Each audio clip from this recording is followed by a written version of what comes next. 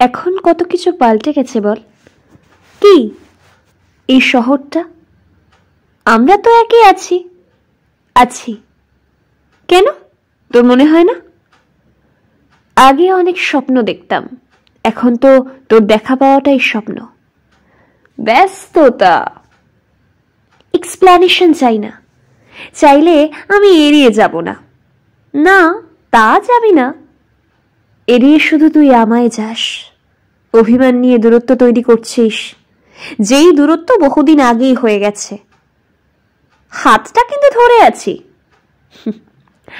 আদতে ধরে নেই, তাহলে একসাথে আছি কেন? কি জানি, হয়তো আলাদা থাকতে ভয় করে বলে।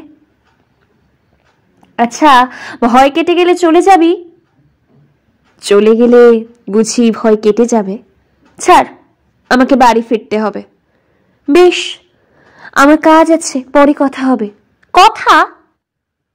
আসি, বাই। ডিসেম্বরের দ্বিতীয় সপ্তাহ। চারিদিকে কত আলো, কত স্বপ্ন পূর্ণতা পাচ্ছে। শুধু একসাথে থাকবে বলে কত লড়াই আজ সার্থক। চারিদিকে জিতে যাওয়ার, পেয়ে যাওয়ার একটা ফুরফুরে আমেজ।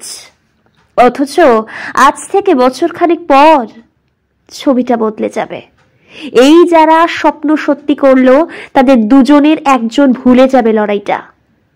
অ্যালবাম পুরনো হবে, ফেসবুক থেকে কংগ্রাচুলেশনের নোটিফিকেশন কমে যাবে।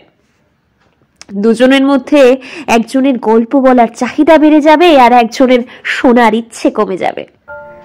কমে আসবে সময় দেওয়ার গুরুত্ব। সংসারের ভারে ক্ষয়ে যাবে দুজন দুজনের প্রতি আসক্তি। ভুলে যাবে একটা সময় এই একসাথে থাকার জন্য তারা কতটা বেপরোয়া হয়েছিল। ভুলে যাবে পেছনে ফেলে আসা অতীত। সম্পর্কের রং আরো ফিকে হয়ে আসবে। মানুষ ঘরে ফিরবে, মানুষের জ্বরও আসবে, কিন্তু জ্বরে আর প্রিয় মানুষের স্পর্শ লাগবে না। রোজ একই মানুষকে দেখে বিরক্তি আসবে, বাইরে শান্তি খুঁজবে। অথচ মানুষ ভুলে যাবে কত কষ্টের এই ঘর, কত স্বপ্নের এই সংসার। পেয়ে গেলে সবকিছুই বড্ড সস্তা হয়ে যায়। আমাদের মোহ যেটা পাইনি শুধু সেটাতে। পেয়ে গেলে আমরা বড় কদর করতে ভুলে যাই, সেটা পছন্দসই জামা কিংবা মানুষ। পার্থক্য শুধু এটাই যে জামার মন নেই আর মানুষের আছে আর থাকবে।